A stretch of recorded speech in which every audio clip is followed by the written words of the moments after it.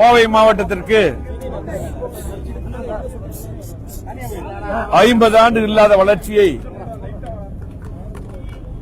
5 ஆண்டுகள் தந்த கழகத்துடைய பொதுச் செயலாளர், இன்றைய எதிர்க்கட்சி தலைவர், முன்னாள் முதலமைச்சர், 2026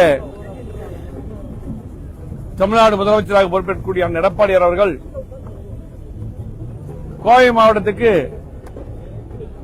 புரட்சித் தலைவி அம்மா அவர்களும், அதற்கு பின்னால் முதலமைச்சராக பொறுப்பேற்ற எடப்பாடியார் அவர்களும் கேட்ட திட்டங்களை எல்லாம், கோவை மாவட்டத்துக்கு தேவையான திட்டங்களை எல்லாம் வாரி வாரி வழங்கினார்கள். அந்த அடிப்படையிலே கோவையின் மைய பகுதியான அவனாசி சாலையில் பள்ளிகள், கல்லூரிகள், நூற்பாலைகள், திருமண மண்டபங்கள், ஐடி பார்க், விமான நிலையம், அதேபோல அவனாசி வழியாக பல ஊர்கள், இன்றைக்கு திருப்பூர், நாமக்கல், சேலம், சென்னை வரையில் பல ஊர்கள் செல்லக்கூடிய வாகனங்கள், இப்படி முக்கிய சாலையாக அவனாசி சாலை இருந்தது. ஒவ்வொரு திருமண நிகழ்ச்சியா இருந்தாலும், ஒரு முகூர்த்த நாளா இருந்தாலும் சரி, அதே போல அதிகமான கல்லூரிகள், மருத்துவமனை இருக்கின்ற காரணத்தினால், ஏர்போர்ட் இருக்கின்ற காரணத்தினால் கடுமையான வாகன நெரிசல் ஏற்பட்டு கொண்டிருந்தது.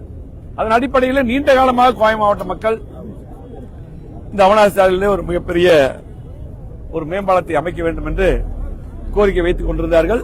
அந்த அடிப்படையில் அருமையண்ணன் எடப்பாடியார் முதலமைச்சராக பொறுப்பேற்றதும், அப்பொழுது நான் உள்ளாட்சித்துறை அமைச்சராக இருந்தேன். இங்க இருக்கிற சட்டமன்ற உறுப்பினர்கள் நாங்கள் எல்லாம் சேர்ந்து மக்களுடைய கோரிக்கையாக கண்டிப்பாக எங்களுக்கு இந்த அவனாசி சாலையில்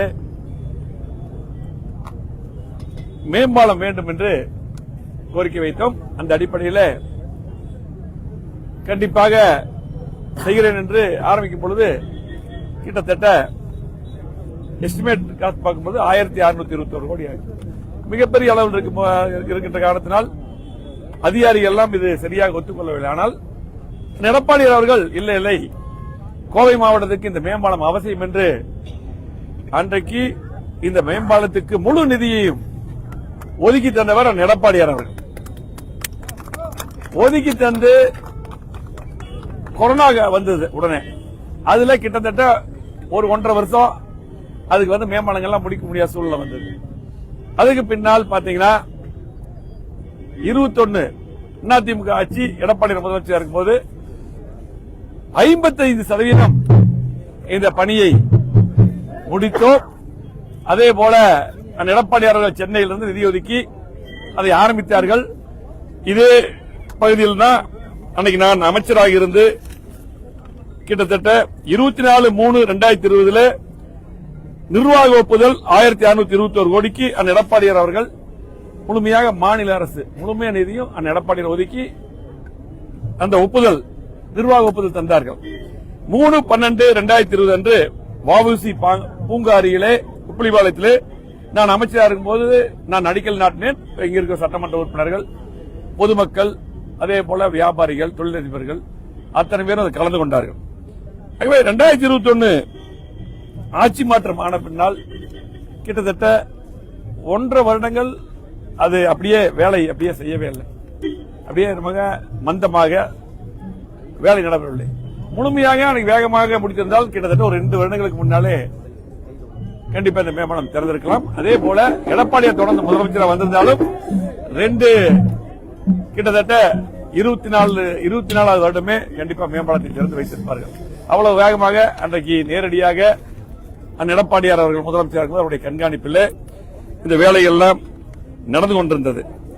ஆகவே கோயம்புத்தூர் இருக்கக்கூடிய கடுமையான நெரிசலை போக்குவதற்காக இந்த அவனாசி ரோடு மேம்பாலம் மட்டுமல்ல, கோவை மாவட்டத்துக்கு அதிகமான மேம்பாலங்களை, சாலைகளை, அத்தனை கட்டமைப்பு தந்தது எடப்பாடியார் அவர்கள். அதிமுக ஆட்சியில அம்மா அவர்களும் தொடர்ந்து எடப்பாடியார் அவர்கள். அதே போல எடப்பாடியார் அவர்கள் பாத்தீங்கன்னா ஆத்துப்பாலம், முக்குளம் மேம்பாலங்கள் 479 கோடியிலே தந்தார்கள். இன்னைக்கு அது சிறப்பான முறையில் வாகனங்கள் மக்கள் சென்று கொண்டிருக்கிறார்கள். அதே போல காந்திபுரத்தில் 94 கோடியில் 2 அடுக்கு மேம்பாலம். அதே போல 253 கோடியிலே திருச்சி சாலை ராமநாதபுரம் மேம்பாலம். அதே போல 66 கோடியில் கவுண்டம்பாளையம் மேம்பாலம், 86 கோடியில் பெண்ணாய்க்கம்பாளையம் மேம்பாலம், அதேபோல ஜிஎன் மில்ஸ் அடுத்த ஒரு மேம்பாலம், 42 கோடியிலே காரமடை மேம்பாலம், அதே போல 58.8 கோடியில் பாத்தீங்கன்னா இருகூர் பீளமேடு, அதே போல போத்தனூர் ரயில்வே மேம்பாலங்கள் எல்லாம் எடப்பாடியார் தந்தார்கள். அதே போல டெக்ஸ்டூல் இருவழி மேம்பாலங்கள் 55 கோடியிலே, அதே போல ஆவராம்பாளையம் உட்பட இப்படி அதிகமான மேம்பாலங்கள். அதே போல எஸ்ஐஎஸ் காலனிக்கும் நிதி ஒதுக்கி மேம்பாலம் எல்லாமே கொடுத்தாங்க. அது பாத்தீங்கன்னா வழக்கு காரணமா இருக்குது, இன்னும் இந்த அரசு முடிக்காமல் இருக்கிறது. ஆகவே கோவை மாவட்டத்தில் மேம்பாலங்கள் மட்டுமல்ல, 3ஆம் கூட்டு குடிநீர் திட்டம் கோவை மாவட்டத்துக்கு 50 வருஷம் குடிநீர் பிரச்சனை இல்லாத அந்த திட்டத்தையும் எடப்பாடி தந்தார்கள். அதே போல பாத்தீங்கன்னா இன்னைக்கு அத்திக்கடவு அனாஸ் திட்டம், அதே போல நம்ம கலெக்டர் புது பில்டிங், எஸ்பிஎஸ் பில்டிங், அரசு மருத்துவமனை மேம்பாடு 100 கோடிக்கு மேல் நிதி ஒதுக்கி தந்தாரு. ஆகவே அத்தனை சாலைகளும் இன்னைக்கு எல்லா முக்கியமான சாலைகள், Trichy road, Avinashi road, Pollachi road, Palakkad main road, அதே போல பாத்தீங்கன்னா Mettupalayam road, Thondamuthur road, Siruvani road, இருக்கக்கூடிய சத்தி ரோடு, அத்தனை சாலைகளும் மேம்படுத்தி தந்தது எடப்பாடியார் அவர்கள். ஆகவே இந்த மேம்பாலமும் எடப்பாடியார் அவர்கள் பெயரைத்தான் காலங்காலத்துக்கு சொல்லும். இன்னைக்கு இந்த மேம்பாலத்துக்கு முழுமையாக நிதி ஒதுக்கி தந்தவர் எடப்பாடியார் அவர்கள். அதே போல இந்த மேம்பாலத்தை முதலமைச்சர் திறந்து வைத்து இன்னைக்கு ஐயா ஜிடி நாயுடு அவருடைய பெயரை சூட்டியுள்ளார்கள். அது எங்களுக்கு எடப்பாடியார் சொன்ன மாதிரி எங்களுக்கு எல்லாம் சந்தோஷம் தான். அவர் கோயம்புத்தூருடைய அடையாளம், மாற்றுக்கருத்தெல்லாம் இல்ல, நிறைய கண்டுபிடிப்புகள் எல்லாரும் மதிக்கக்கூடியவர், அவருடைய பெயரை வைத்திருக்கிறார்கள். ஆகவே இன்னைக்கு கோயம்புத்தூர் மாவட்டத்துக்கு அத்தனை திட்டங்கள் கொடுத்தது எடப்பாடியார் அவர்கள். திராவிட முன்னேற்ற கழகம் திறந்து வைத்தாலும் கூட அவர்கள் இந்த மேம்பாலத்தையே இன்னொரு அறிவு செஞ்சிருக்காங்க. இதை நாங்க நீலம்பூர் நீட்டிக்கு போன்னு சொல்லியிருக்காங்க. அதுக்கு அவர்கள் நிதி ஒதுக்க வேண்டும். அதே போல இன்னைக்கு கோவை மாவட்டத்துக்கு 4 வருஷமா எந்த திட்டமே திமுக கொடுக்கல. அதே போல இன்றைக்கு அத்திக்கடவு அனாசி திட்டம் 2 எடப்பாடி அறிவிச்சார். அதுக்கப்புறம் ஆட்சி மாற்றம் வந்துருச்சு. அந்த அத்திக்கடவு அனாசி திட்டம் 2ல அத்திக்கடவு அனாசி திட்டம் முதல் திட்டத்தில் விடுபட்ட குளங்கள் எல்லாம் இன்றைக்கு சேர்க்கப்பட்டிருக்கிறது. அந்த திட்டத்தை இந்த அரசு 4 வருஷம் கொண்டு அதை உடனே நீங்க அறிவிச்சு நிதி ஒதுக்கலாம். அதே மாதிரி சிங்களூர் மேம்பாலம் அன்னைக்கு எடப்பாடி எடுத்தார், லாரி ரோடு மேம்பாலம் எடுத்தாங்க. இப்படி